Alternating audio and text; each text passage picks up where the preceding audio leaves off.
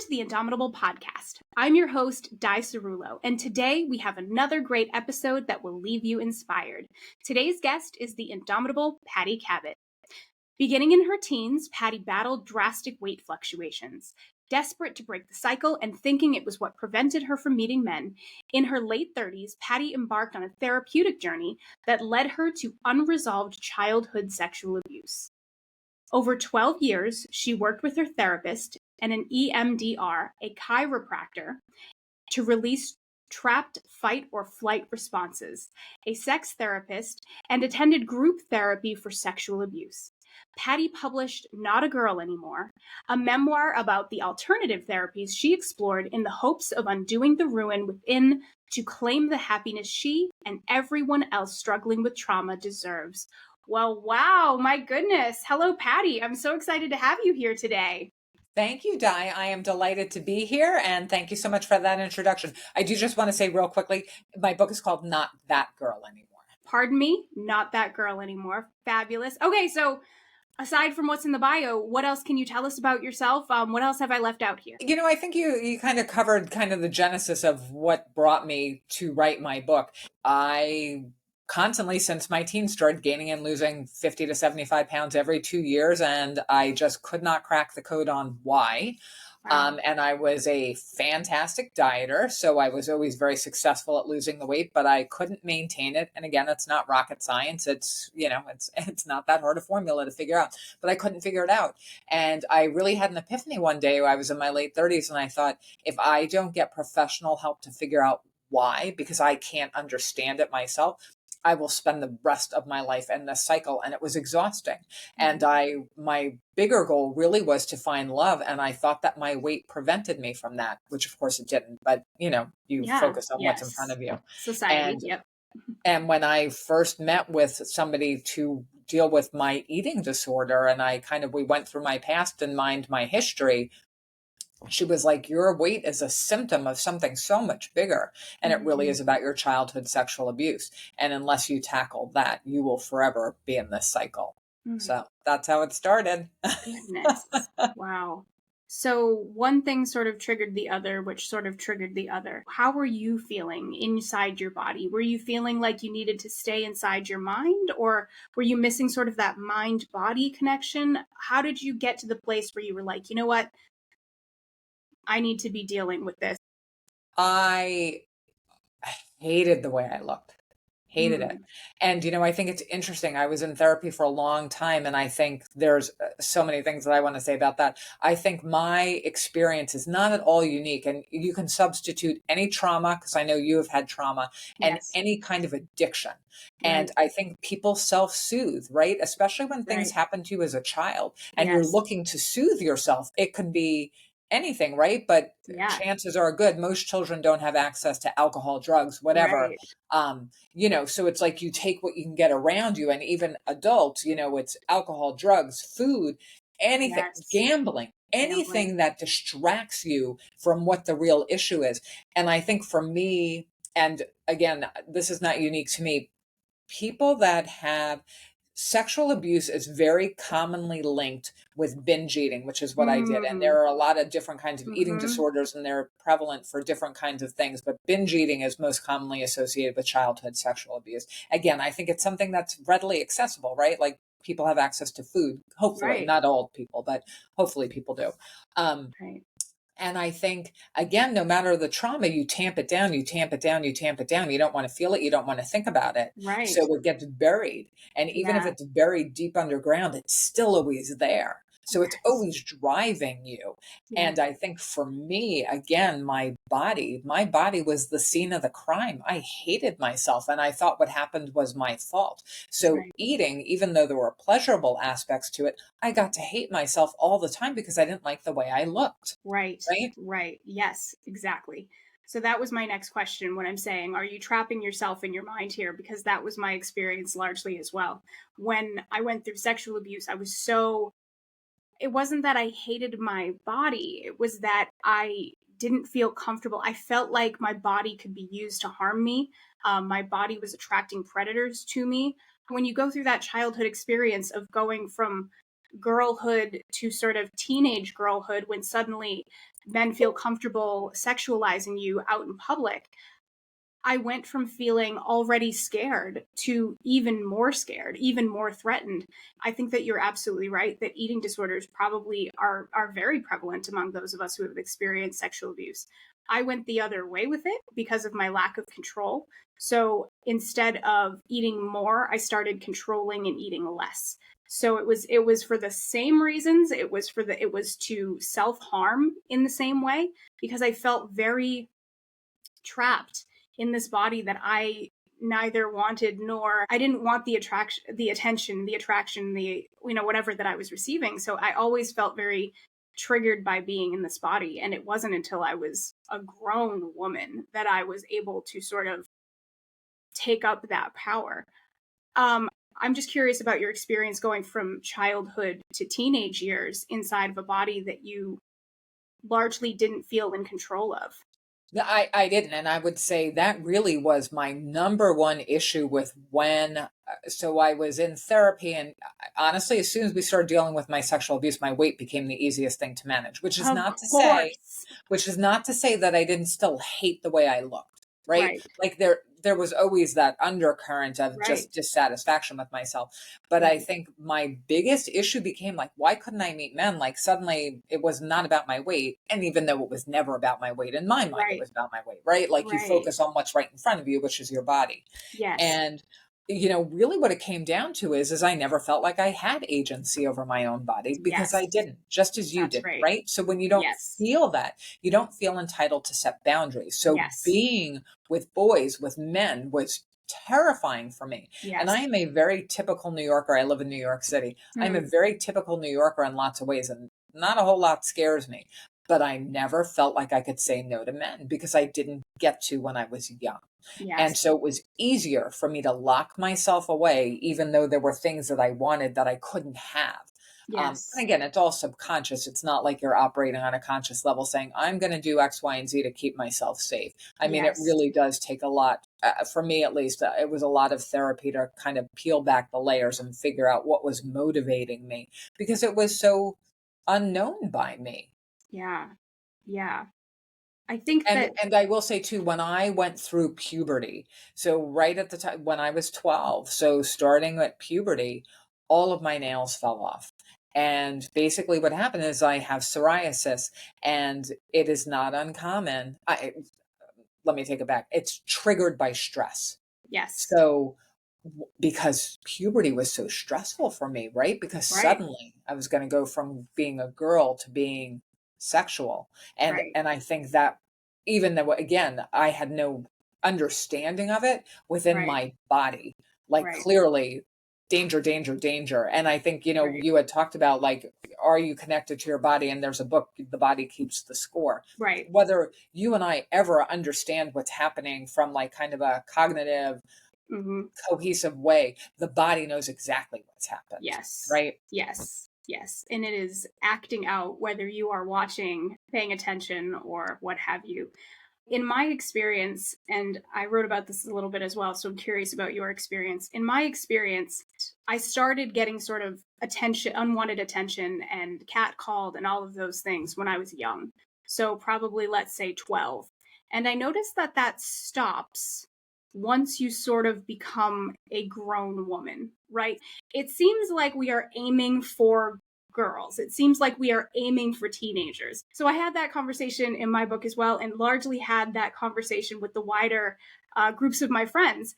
Did you notice that as well, as somebody who would be so hyper aware of it because of your history as well?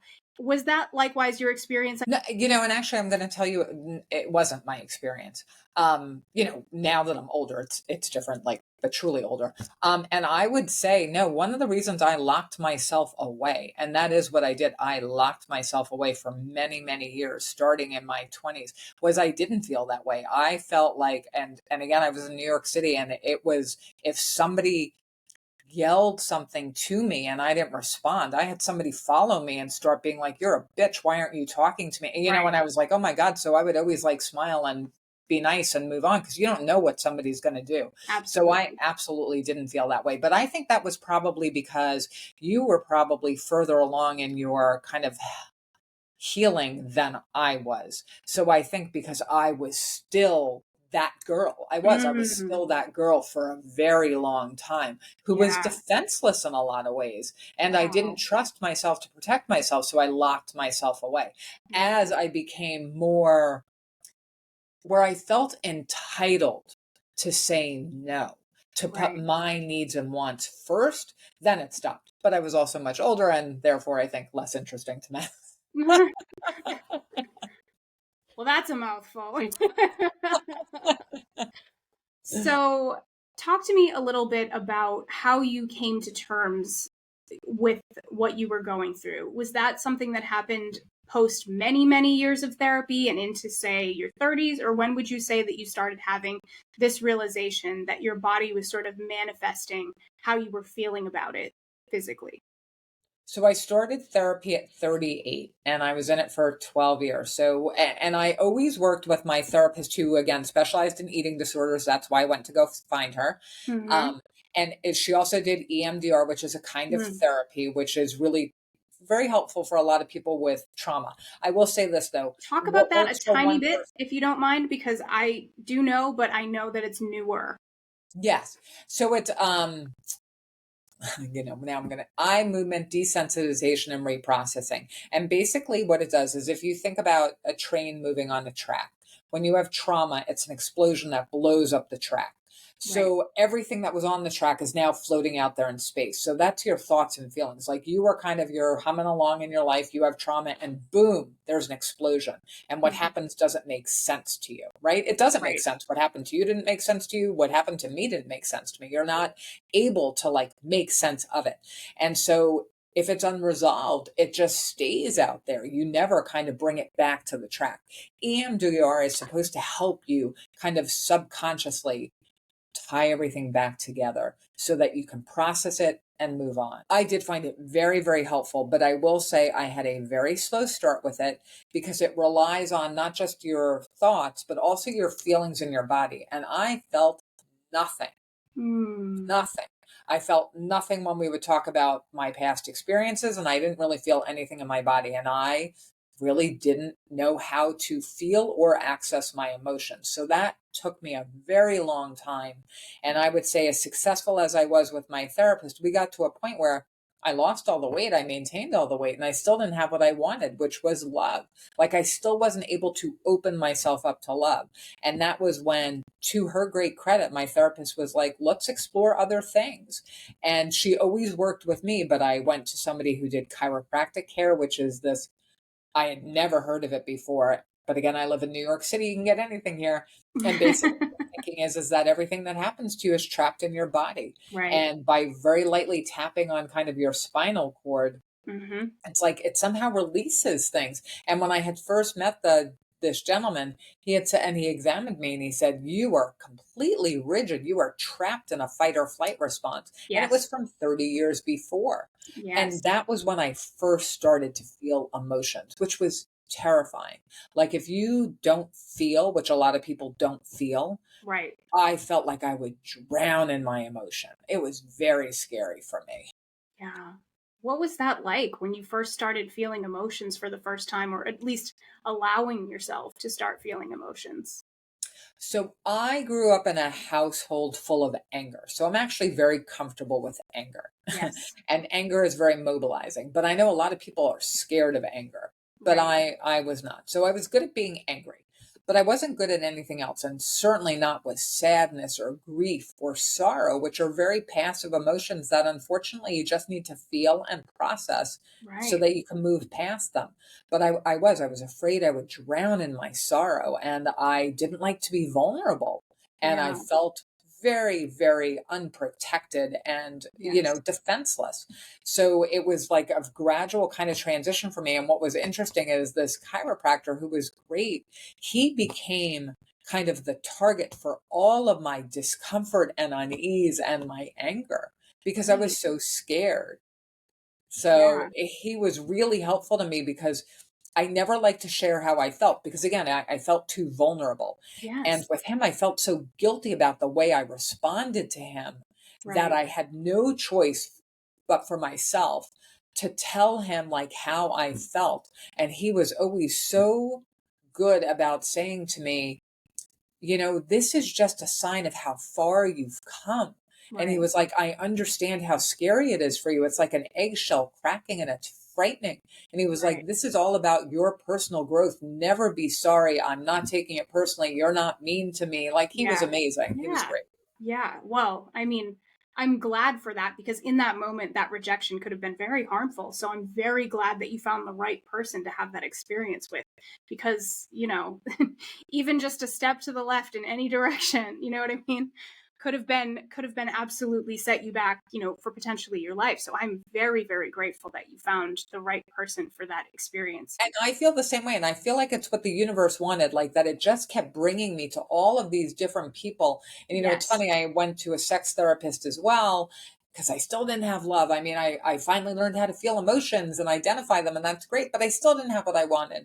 And Right. more years went by. And then I went to see a sex therapist because we were like, maybe that's the issue. Maybe it's like the undercurrent of everything. And honestly, that one was less successful, but I tried it, right? And it was scary, and I tried it.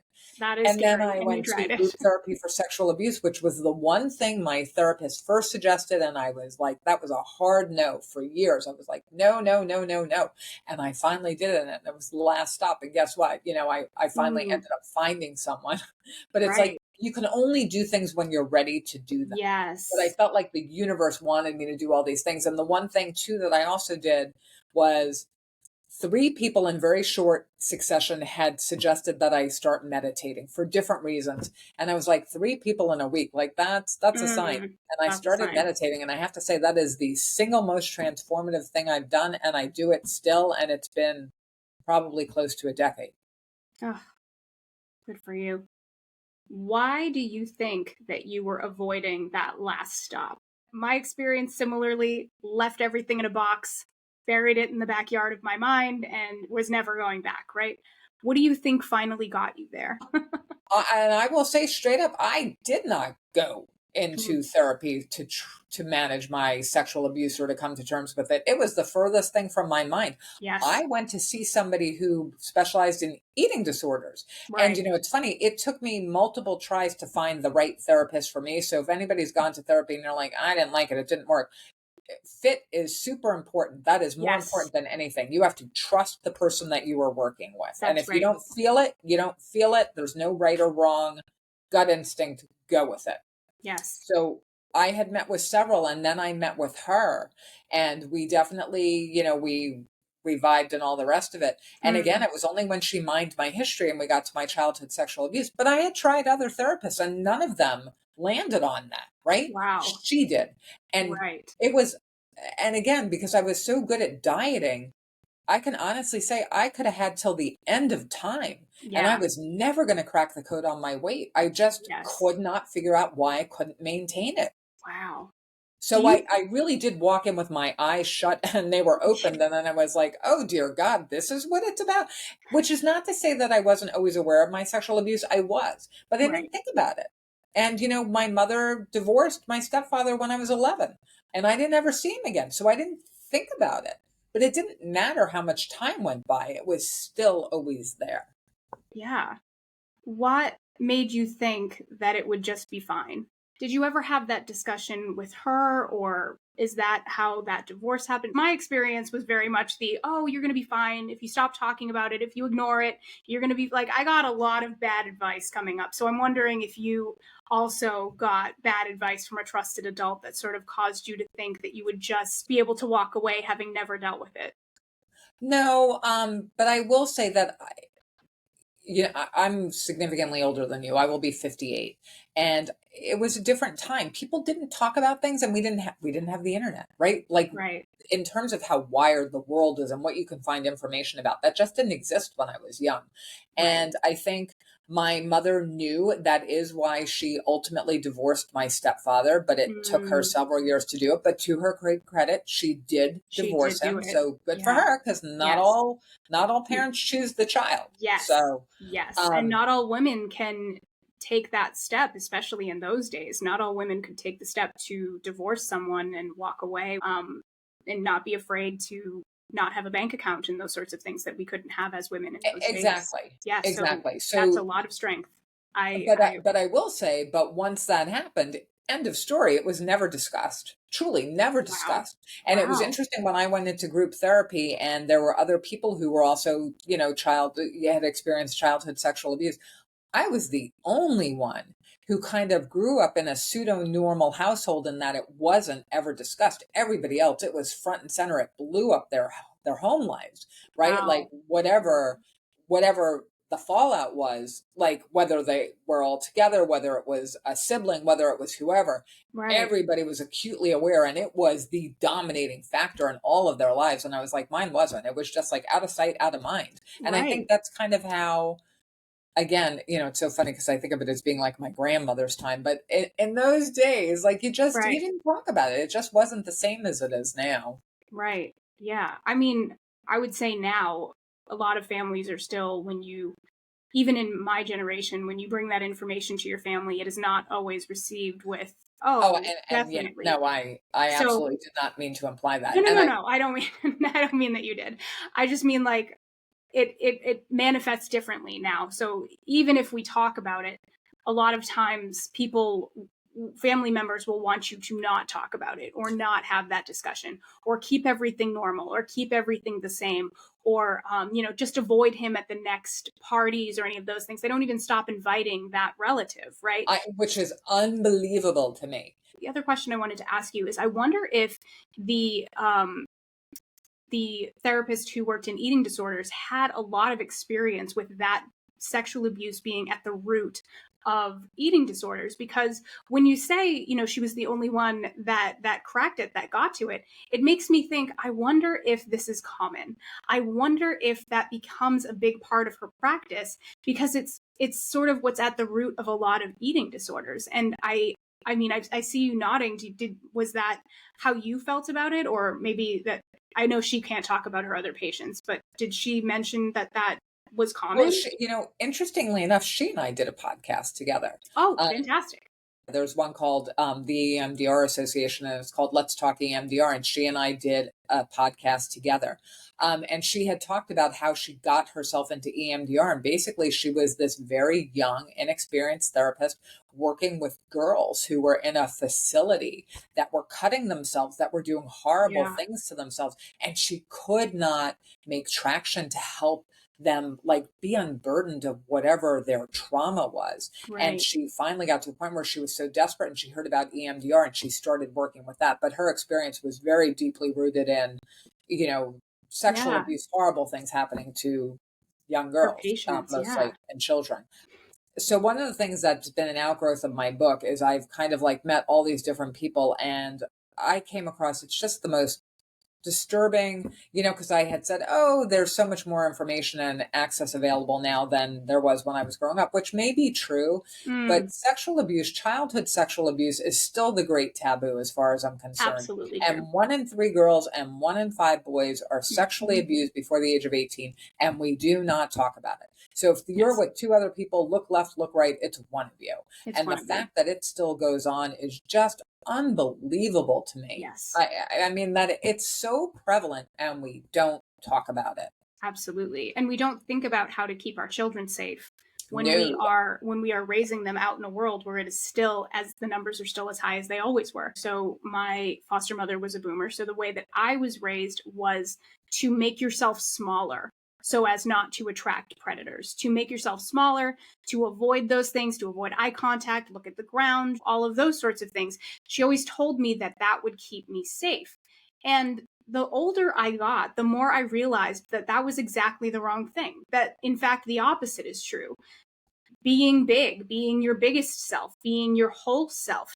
And so I realized this when I had kids, because I realized that when I would see like people on the street that I wanted to avoid, that I wanted my children to avoid, and wanting to feel safer, rather than showing them me getting smaller, I needed to show them me getting bigger. I needed to demonstrate what they needed to do when they saw somebody or when they felt somebody was unsafe. And instead of making myself small and crossing the street and all of that stuff that they always taught us to do, I mean, you're a New Yorker. I put my fuck you face on and I just kept on moving. Do you know what I mean? Like, and that has actually been the thing that has made me feel safer out in the world, finding my way to my true self. You have gone through much that same experience of unpacking all of that trauma. You live in New York. How do you walk down the street today?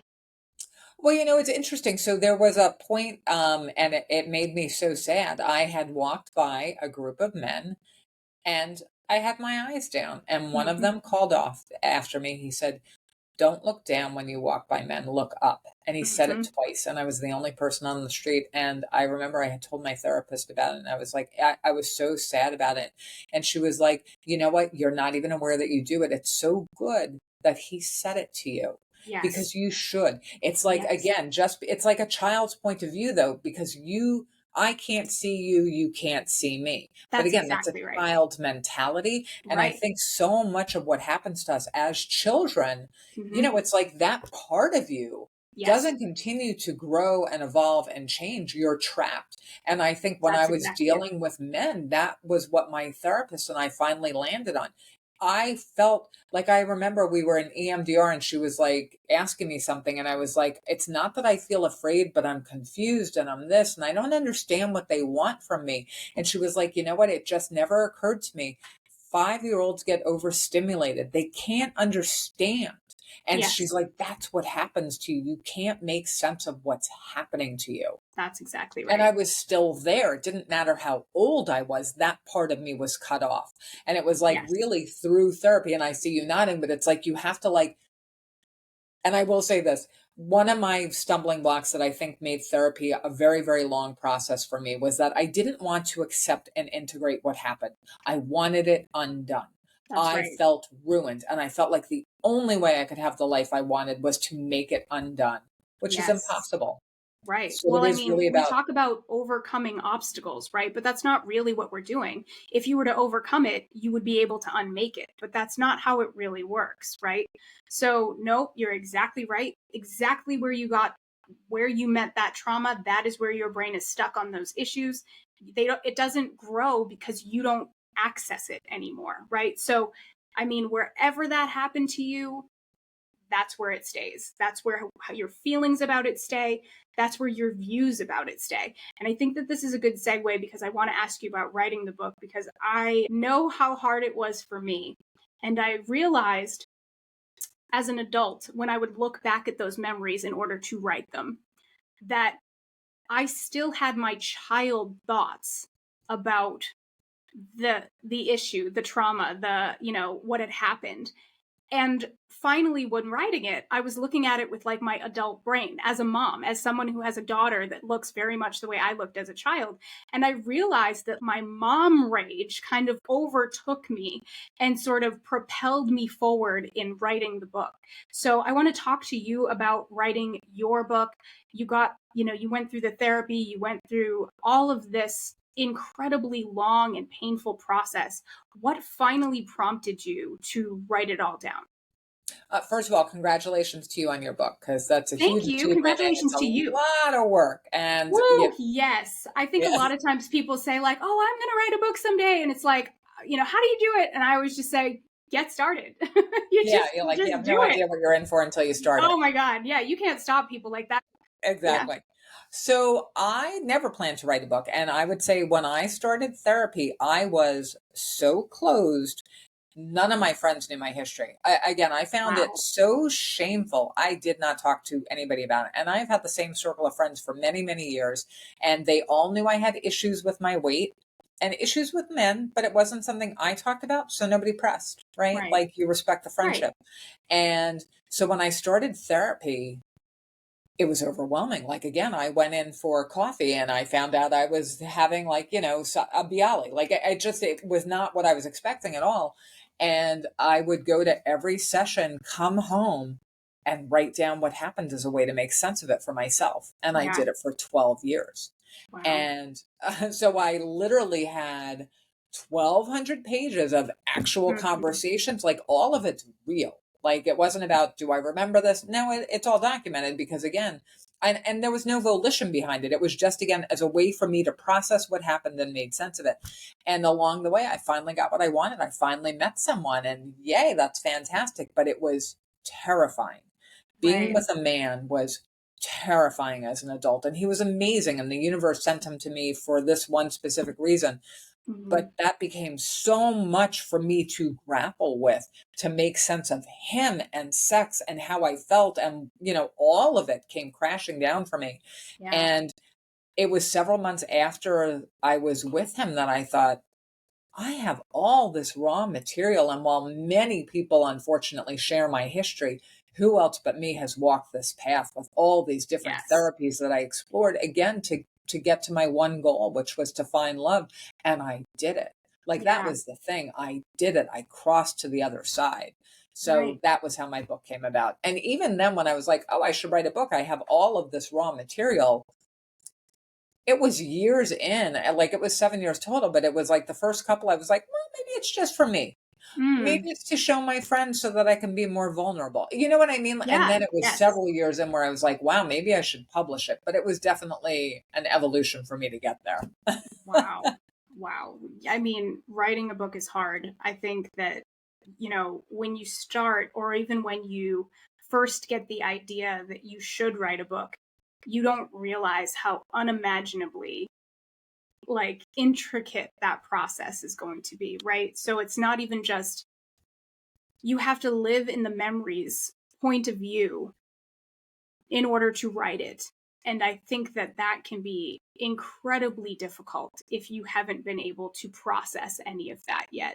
So, I mean, I started and stopped writing a book many times throughout my life. So, I mean, I absolutely get it. I would get to a point where I couldn't touch the box that those memories were in, and I would have to stop again. And then I would, sort of be angry with myself and be like, why aren't we there yet? Why can't we do this yet? And you're exactly right. The universe puts everything out and you get to it in time when you are ready to get to it. So, I mean, I'm 41 and it took me all of like early adulthood to get to that place. So I am very proud of you because that is very, very hard to do, especially if, as you're saying, none of your friends knew. See, me, all my friends know. If I'm going through something, everybody knows about it, right? But how did your friends who had not maybe heard it from you first, how was your book received in your community? I had been in therapy for 3 years when I started telling my close circle of friends. So my Right. close circle of friends knew. And then when I started the book, I had to expand it a little bit more. And it was interesting. So my book was published in October. And again, I had a small group of people who knew about my book, but it was a very small group. And my birthday is in October as well. And I thought to myself, if my goal is to help people, I have to tell people about the book. And Yeah. so every person I saw for my birthday in October, I told them about my book. And people didn't have any idea, right? Like, they were like, Right. oh, all right, interesting. And then I kind of went one step further where, because my book is available for free. So it was really only about trying to help people. Yeah. And I went out to everybody that I knew kind of professionally. And I was like, hey, working on a book, blah, blah, blah, blah, blah. And Mm. as I told people, I was met with 3 responses. One, which was, I'm so sorry, that's horrible. Second one was, I'm so sorry, that's horrible. Guess what? Same for me, which is Right. heartbreaking. And Yes. then the third one was this deer in the headlights look where it's like they didn't know what to do or say. And I try to give people a little bit of grace. I don't know anybody's story. I don't know if they're triggered. Again, sexual abuse is so So common. prevalent. Yes. I don't want to assume, right? Like, I just Mm-hmm. don't know what's going on for other people. But it Right. was interesting. It was that reaction that kind of got me to this place where all along I would have told you up and down, my book was never for me. It was for Right. somebody else, to give them hope, because I didn't want anybody to be hopeless that they couldn't achieve what they wanted. And the Right. longer this kind of went on, I thought, you know what? It did end up being for me, because I became so indignant and outraged about the fact Yes. that it's bad enough that it is our burden to bear, but it has to be Yes. our shame as well for the rest of our Yes. lives. And I was like, you know what? Enough of that. It's not my blame. It's not my Yeah. shame. And it's not my secret anymore. Yes. And I wouldn't have been Yes. there otherwise. So in Yep. that respect, it was a great gift for me. I'm actually kind of fascinated that you say it that way because, you know, people, as you say, are afraid of anger. I think anger is the thing that defends us. Our anger is our feelings of, outrage at being mistreated or harmed or hurt in that way.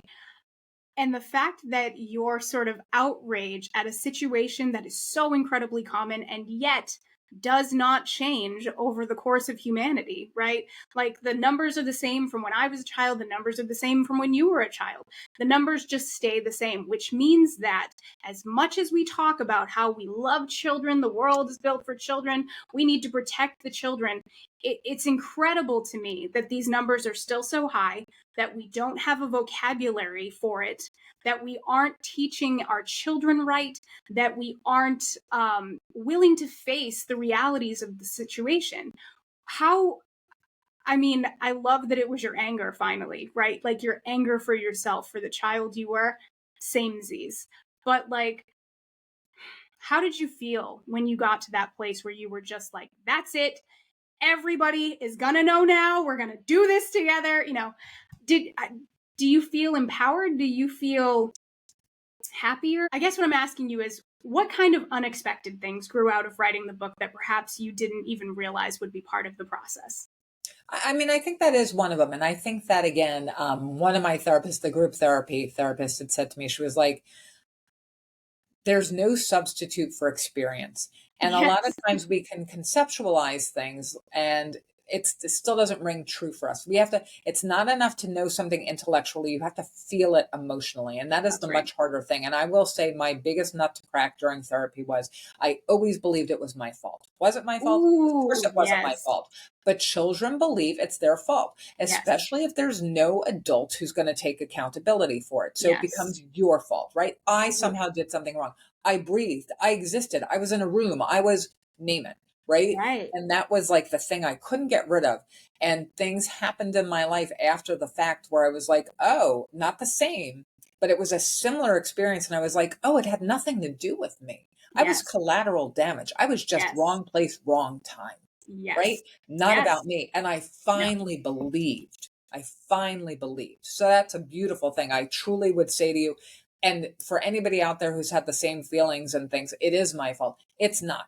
And someday I hope that you get to that place where you understand it's not about you. It was never about you. You were just wrong place, wrong time, somebody else's collateral damage. And there's that saying too, fake it till you make it. Every day tell yourself it's not my fault. And someday hopefully you will believe. And someday hopefully you believe it. Yes, absolutely, that is true. Absolutely, that's true. I think society continues that that sort of narrative as well. So when we talk about, especially when we talk about women or disempowered people, we're talking about like, oh, what was she wearing? Where was she? Young girl. What should she not have been doing? Like, right? We need to imagine that victim took part in their own victimization in order to sleep better at night, because otherwise, if it can be her, if it can be anybody, it can be us, right? And there was recently a pastor who came out and had sex with a 12-year-old, and he was like, well, she was very mature. No, you're a pedophile and you belong in a prison cell. Absolutely. End of story. Hard stuff. Absolutely. Yes. And I mean, we see that time and time and time again. The thing that I am the most stunned by is the people who are like, oh, we need to fight against these pedophiles. We need to fight against the left is this and they're grooming. And then time and time again, it's like the youth pastors over and over again. It's the people who have the access to children that are going out of their way to do all this harm in the name of God, not realizing the amount of like faith trauma, the amount of things that you will rip away from that human being for years to come. It's incredible to me that anybody is capable of that. But the fact that we are going to continue to look into cameras with a straight face and say, like, we need to hunt down those pedophiles while being a pedophile, that's incredible to me. The fact that they will tell on themselves so loudly, I mean, everybody sees that, right? That's not just me as a survivor, right? No, and I absolutely agree with you. And not to pick on any religion, because it happens in every religion. It happens in every religion. It's the access to children. But with the church scandal, that it still goes on. It still goes on over and over and over again. Because again, we're willing to farm them. And we're not even hitting the iceberg on sex trafficking or all the other horrible things that happen to children. Yes. And then we will go to bed at night and think, we're doing it right. Like, Yeah, it's I'm a good incredible to person. Yeah, me. look what I'm doing. I'm trying to Look, help the world. Yeah. Yeah. absolutely. Absolutely. And yet the numbers stay the same. Children continue to be victimized. The worst fact that I know is the fact that if you are a victim of rape or sexual abuse, your likelihood of being re-victimized stands at 50%. And yet, who do I have these conversations with? Other people who are survivors. They say too that 9 out of 10 sexual abuse, children of sexual abuse know the abuser. Know their Right? It's abuser. not a stranger. And we talk so much about, Not a I don't have stranger. children, but you do, but stranger Yes. danger. It's not Stranger danger. strangers. Absolutely. It's in your circle. It's your Yes. community. That's right. Stranger danger, one of the worst things that ever happened to keeping children safe. I completely agree with that. And we talk about that all the time. I am always looking at people in their circle being like, you know, No, exactly. I stay ready. I stay ready. Like, I'm never going to be that person who was like, oh, I definitely didn't see that person in the community coming. Absolutely, I do. Like, absolutely. Well, and I think it's funny too that, when we don't talk about anything, and again, my experience was years ago, and you would hope things have changed a little bit, but my mother did tell me the one conversation I had with her as an adult in my 20s was my stepfather. She found out after she divorced him, he hit on her mother, her sister, her best friend, everybody, and nobody ever said anything. And it's like the best friend, I can kind of be like, you don't want to, maybe. But the mother, how did my The grandmother mother? not say to my mother, or not look around, or even her sister not look around and say, what's happening in that family? Yes. Yes. We just don't have the vocabulary. No, And and we so don't many see of what we us are don't want to taught to be see. smaller, right? So many of us are taught that it's our own fault. So many of us are taught that we'll lose that person if we say anything. Yeah. And I think that in order to not be victims, we have to be survivors, right? In order to not be future victims, to not raise future victims, we have to raise survivors. We have to be survivors. You are absolutely correct. And thank you for your brilliance today. Oh, thank you. I'm so glad. I'm so sorry for your story. And I mean, again, but look at all the good that you were doing for people in foster care who, all of these places where people do feel desperately alone, Yeah. that there's no hope for a happy life for them. And you have children and, that's great. This was the path, and I'm going to do it as loudly as I do everything. So, I mean, if they didn't want this to happen, they should have behaved better. You know what I mean? So tell me about your book. How do we support you? I mean, you say that it's free. Where do we get your book? So it's you can download it for free from my website, pattycabot.com. If you wanted a hard copy or, a Kindle version of it, you could buy it from Amazon, anywhere it's online. It's called Not That Girl Anymore. And it really is about kind of a condensed version of that 12 years in therapy. So if you're interested in any of those therapies, you could also go to my website, and I do talk about resources too. So whether you're interested in EMDR, chiropractic care, group therapy, sex therapy, or meditation, you can find a little bit about what they're like. And if you're really curious about them, I mean, my book is true. So it is a deeper dive into my actual sessions. So it does give you a very intimate look at what therapy is like for those who have never experienced it. I think that that's incredible, because I think that sometimes the fear of the unknown can be what holds us in place, right? So you're being like, hey, this is what it looks like when you do these things. This is what my experience was like, is kind of a way to get a handle on what that experience might look like ahead of time, which I bet will help so many people get to their healing faster and easier, because a lot of times our fear is a paralytic and will kind of hold us in place and keep us from seeking out that healing. I think that that's, Absolutely. I mean, Very well yes, said. Very well said. And I will say this too, for anybody who thinks, oh my God, she was in therapy for 12 years. I was, which was forever. And I certainly didn't know that it was going to be that long. And it was a mercy I didn't know.